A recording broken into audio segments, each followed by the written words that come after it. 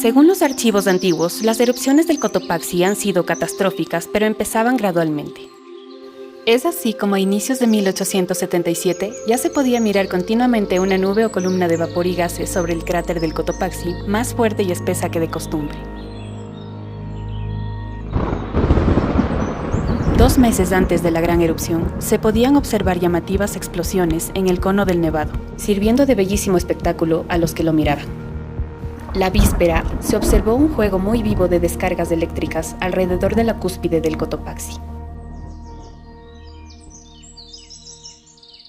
El 26 de junio de 1877 amaneció claro y despejado como de costumbre en la estación del verano.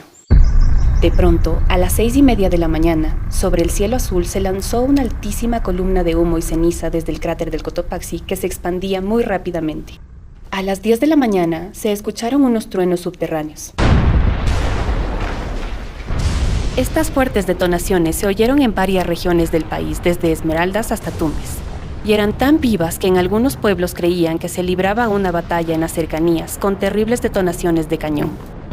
En pocos minutos se cubría el cerro de ceniza y gases volcánicos, quedando oscurecido durante el resto del día. En Quito, la nube de ceniza se extendió en todas las direcciones, envolviendo a todas las cercanías y a la ciudad en la más profunda y absoluta oscuridad, que iba creciendo en proporciones mayores de las que se puede explicar. A las 4 de la tarde parecía extinguida toda la luz natural, de tal modo que no se podía ver la propia mano aproximada a la vista. Las personas se tropezaban entre sí. Los pollos y las gallinas, confundidos con lo que pasaba, iban y volvían alborotados, sin saber si era de día o si la noche se había adelantado. Los perros y los gatos expresaban con quejidos la profunda impresión que les causaba esa misteriosa oscuridad. El ganado vagaba perdido por los pastos cubiertos de polvo, mugiendo y relinchando. Muchos se perdieron, precipitándose en los barrancos que la noche no les permitía reconocer. Si la ceniza producía este pánico generalizado en la ciudad, en realidad el aspecto más aterrador se daba cerca del volcán. Un par de horas después de que el volcán empezó con su gran columna de ceniza, los flujos piroclásticos en el cráter entraron en efervescencia y ebullición, lanzándose con una rapidez extraordinaria hacia las faldas del cerro, derritiendo gran parte de las espesas capas de hielo y nieve y generando al mismo tiempo grandes lahares. En un mismo momento se producían en todo el contorno del Cotopaxi grandes flujos de lodo, que como torrentes o cataratas se precipitaron hacia abajo, arrastrando enormes masas de hielo, piedras y peñascos que aumentaban de volumen, arrancando árboles, destruyendo y arrebatando ganados, personas y cuanto encontraban en su curso. Mucha gente pudo refugiarse en las alturas cercanas, sin embargo, muchas otras no pudieron salvarse. En el Valle de los Chillos, Machachi y Aloaj se creyó que había una misteriosa corriente subterránea y por eso, atemorizados, huyeron a lugares altos en las cercanías. Otros, en cambio, acudieron a la iglesia para morir abrazados a los sagrados altares. El torrente de lodo siguió por el río Pita, llegando a la entonces llamada Hacienda San Rafael. Todo ese inmenso raudal de agua se derramó ampliamente en el espacio de más de 2 kilómetros de ancho. Los lahares también avanzaban por el río Santa Clara, que se desbordó sobre el camino de Sangolquí y de allí sobre el río San Pedro, en cuyo ancho cauce las aguas se levantaron hasta el punto de tapar completamente el arco del puente y llenar de barro y piedras el espacio comprendido entre sus barandales. Luego, los lahares se dirigieron a Tombaco, donde arrebataron algunas personas, molinos, cuadras de caña de azúcar, huertas y varias cabezas de ganado.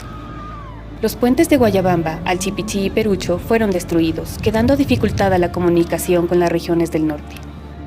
A las 4 de la mañana del siguiente día, es decir, 18 horas después del principio de la catástrofe, llegaron los lahares al Océano Pacífico a través del río Esmeraldas, llevando consigo cadáveres, pedazos de casas, muebles de toda clase, palos, árboles, etc., que flotaban en el agua turbia, anunciando a la gente de la costa la desgracia que les había sucedido a sus hermanos de la sierra. Luego de la catástrofe, el gran volcán se calmaría y dormiría de nuevo por muchos años más.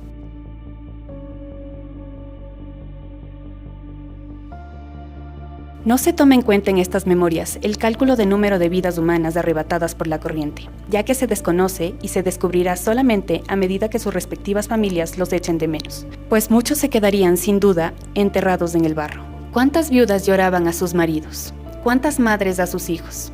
¿Cuántos hijos a sus padres? ¿Cuántos huérfanos, cuyo único sustento eran el sudor y los desvelos de sus padres?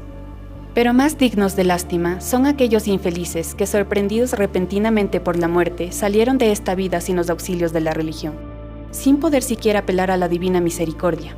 Ojalá Dios, contentándose con quitarles la vida temporal, les haya concedido la vida eterna. Ojalá la memoria de tan deplorable desastre nos abstenga de provocar a la justicia divina, y que ésta no recurra nuevamente a estos castigos tan formidables. Padre Luis Odiro, 1877.